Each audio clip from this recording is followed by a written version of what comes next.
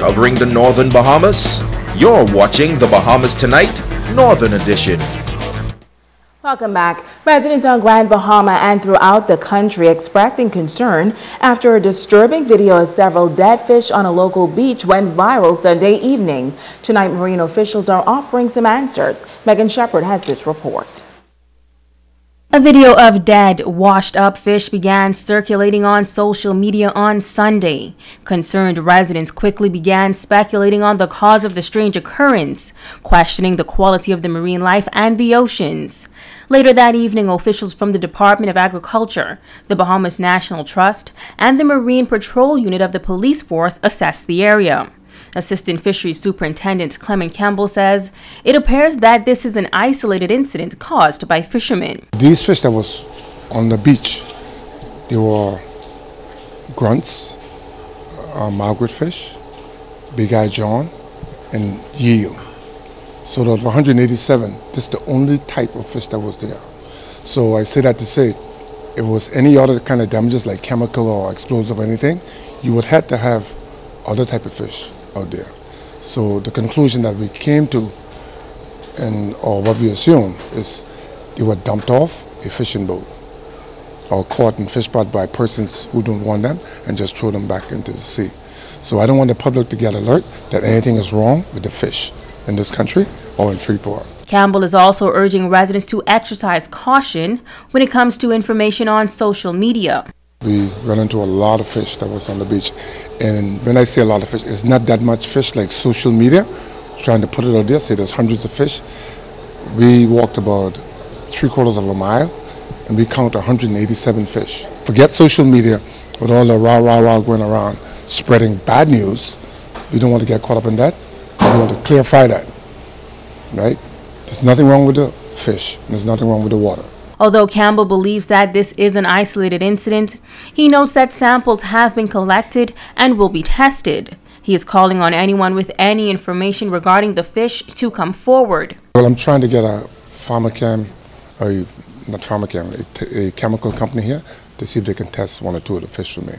I have some of them preserved to do that. If anyone knows anything about this, we'd like for them to contact myself or contact the department or the BNT or Police Marine Patrol, because some of the fish that washed up are good fish, like the grunt and the Margaret fish and the big eye John.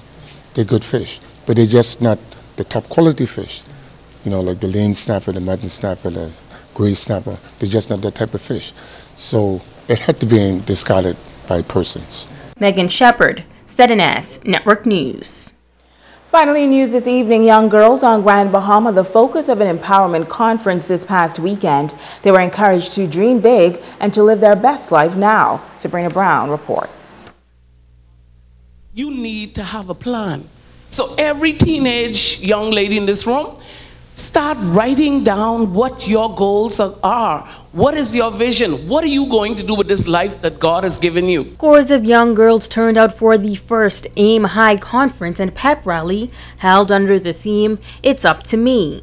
Founder and president of Aim High Girls Club, Sabrina Brown, says it was all about empowerment. We want the young ladies to know that they can make wise choices, they can resolve conflicts, they can communicate effectively, and that they are winners. They have within them, God has placed within each of them what it takes for them to succeed in life. There's also a focus on health and wellness, and we want the young ladies to have a well-rounded experience. Founder of Vessels of Purpose Elite Girls Organization, Brenna Mae Cooper, applauds the efforts of Aim High. She believes there is a need for a greater focus on young girls as they are the future leaders. I commend Ms. Sabrina Brown and this effort because I feel as though mentoring young girls is so important in our community.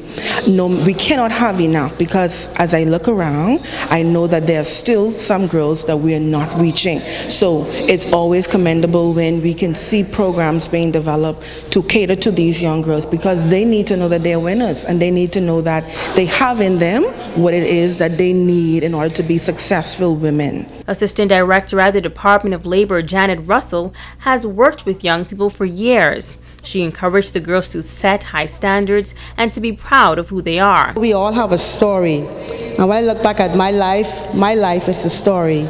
So I want to encourage the girls here this morning to build a story that one can look at, a story that one can emulate, a story that they can go around the world and tell. Husband and wife team Jamal and Shaniqua Munker of New Life Natural Vegetation and Cell Food Limited told the girls that in order to achieve their goals, health and wellness must be a priority. We are New Life. We are out there. We are trying our best to help families live a healthier lifestyle. Because we are dealing with the women, young women of this country.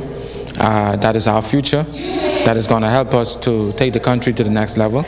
But it's based on what we instill in them. But my forte, my realm of expertise, of course, is health and nutrition. And so they can't accomplish anything, any dream, if they're not healthy.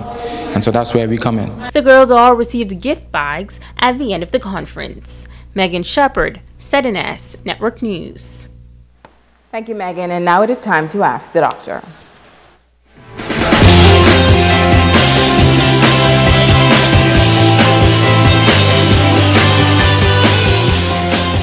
This is Ask the Doctor. Welcome. MB from New Providence asked, I am extremely overweight, and in recent years, it has begun to really affect me. I've tried everything, and I can't get this weight off. How can I make a real change in 2017? MB, thank you for your honesty. Many people take the opportunity at the beginning of a new year to focus on becoming healthier. Obesity is a complex condition characterized by excessive body fat. The only way to successfully overcome obesity and achieve and maintain a healthy body weight is to make real changes in how we live our lives. While there may be many contributing factors, like family history, hormone imbalance, or rare medical conditions, most people gain weight as a result of some combination of unhealthy eating habits and a lack of sufficient physical activity. Making small changes and being consistent over time can make a big difference. Changes like visiting a doctor or a community clinic for an annual full physical exam, taking a half-an-hour walk at least 5 days a week, drinking more water throughout the day, and avoiding fast foods and sugary drinks like sodas can help you reduce your body weight over time. If you have other questions about weight loss and living healthy, please email askdrbahamas@gmail.com. I'm Dr. Monique Pratt, and this has been Ask the Doctor. Stay with us and check on what's happening in sports when we come back.